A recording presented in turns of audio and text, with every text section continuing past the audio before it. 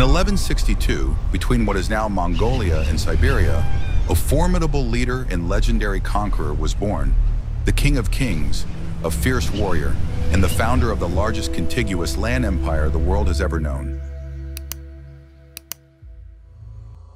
His name was Genghis Khan. Alongside his sons and grandsons, Genghis waged war on a massive scale, and within just 25 years, the Mongol army seized more territory than the Romans had in 400 years. By the time of his death in 1227, the Mongol Empire spanned from the Pacific Ocean to the Caspian Sea, covering around 10 million square miles. This empire was immense, equivalent in size to the African continent and larger than the United States, Canada, Mexico, Central America, and the Caribbean islands combined. This achievement cemented Genghis Khan's status as one of the most effective military leaders in history. Born in 1162 as Temujin, he was the son of a local chieftain and was said to have been born holding a blood clot, a sign from the heavens that he would become a formidable warrior. Temujin faced hardship and loss from a young age. His father was poisoned by a rival tribe when Temujin was just 9 years old.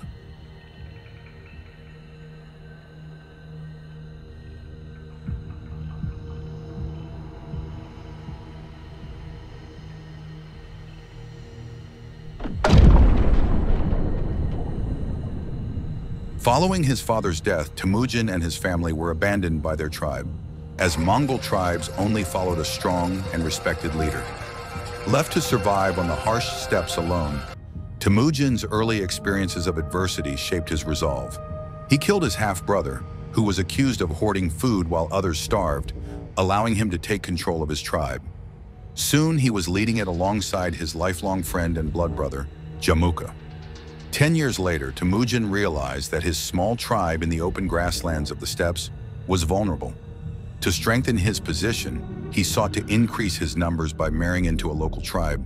He soon found Borto, his first wife. Temujin not only gained a loving partner, but more importantly, the fighting force that came with her. However, Temujin's life was far from peaceful. The powerful Merkits raided his camp, kidnapping Borto. Temujin and Jamuka managed to escape and sought help from a local Khan, who had fought alongside Temujin's father. The Khan agreed to assist, and Temujin soon found himself at the head of a massive fighting force. He swiftly and decisively struck back against the Merkits, attacking their camp in the northern mountains of Mongolia, slaughtering the tribe and rescuing his wife. The harsh conditions Temujin endured in his early years helped mold him into the formidable warlord he would become.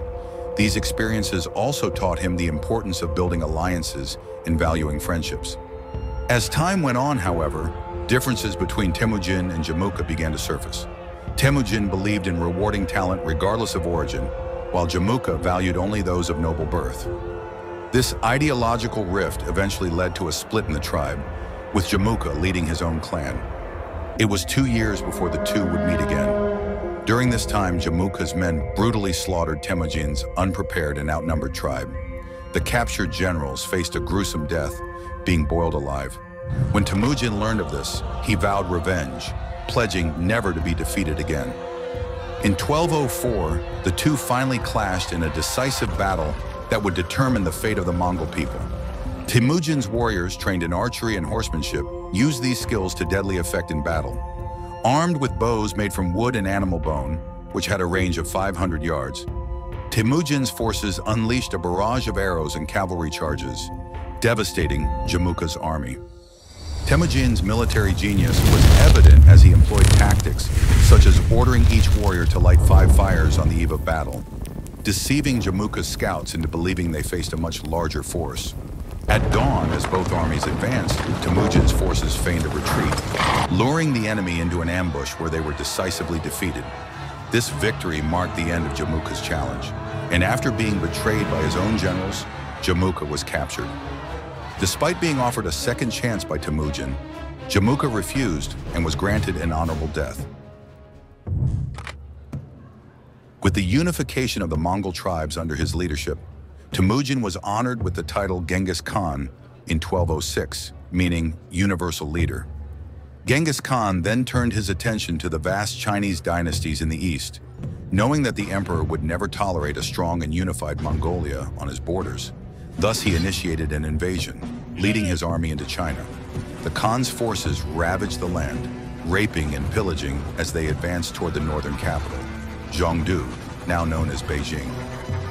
The city was one of the most advanced in the world, with 40-foot-high walls that were unfamiliar to the nomadic Mongols.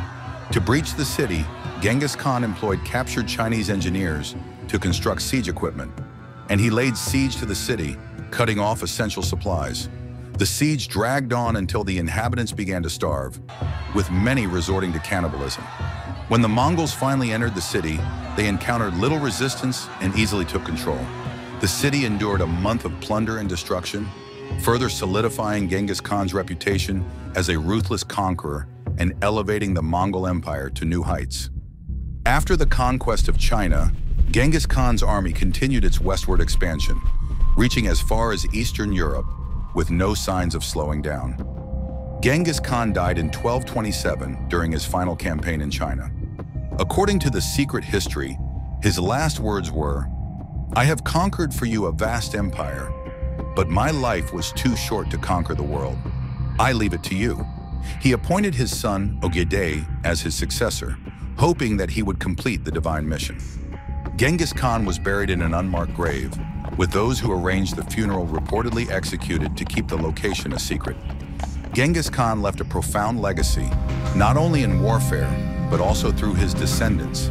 He took the most beautiful women from each conquest as prizes, and as a result, he had many children. A recent study suggests that 1 in every 200 people alive today is a direct descendant of Genghis Khan. Under his rule, a complex and sophisticated society developed, laying the groundwork for modern civilization. The Mongols disregarded race, ethnicity, and class, creating a society based on meritocracy, where individuals were rewarded for their abilities and talents above all else. They also practiced religious tolerance, making the Mongol Empire one of the most diverse in history. In an effort to unify the feuding Mongol tribes, Genghis Khan distributed land to each tribe and established a legal system with uniform punishments, creating a unified society governed by the same laws. He also banned the enslavement of Mongols, reinforcing equality among citizens. Genghis Khan provided protection for merchants traveling across his empire, leading to the revival of the legendary Silk Road, which facilitated the exchange of goods and technology between East and West. This trade route was so secure that it was said a man could travel from one end of the Mongol Empire to the other with a gold plate on his head without fear of being attacked. The Silk Road also enabled the spread of Chinese culture and innovations to the growing civilizations in Europe. As trade flourished, new technologies such as paper, gunpowder, and the compass were introduced to the West, eventually sparking the Renaissance just a few generations later. While there is no doubt that Genghis Khan was a ruthless and cunning warlord, it remains debatable whether he was merely an evil barbarian or a figure who contributed to the betterment of the world. While he undeniably committed acts of genocide, he also created a diverse and equitable society where trade, technology, and culture thrived. In this way, Genghis Khan established an empire that had a lasting and far-reaching impact on civilizations in both the East and the West, the effects of which can still be felt today.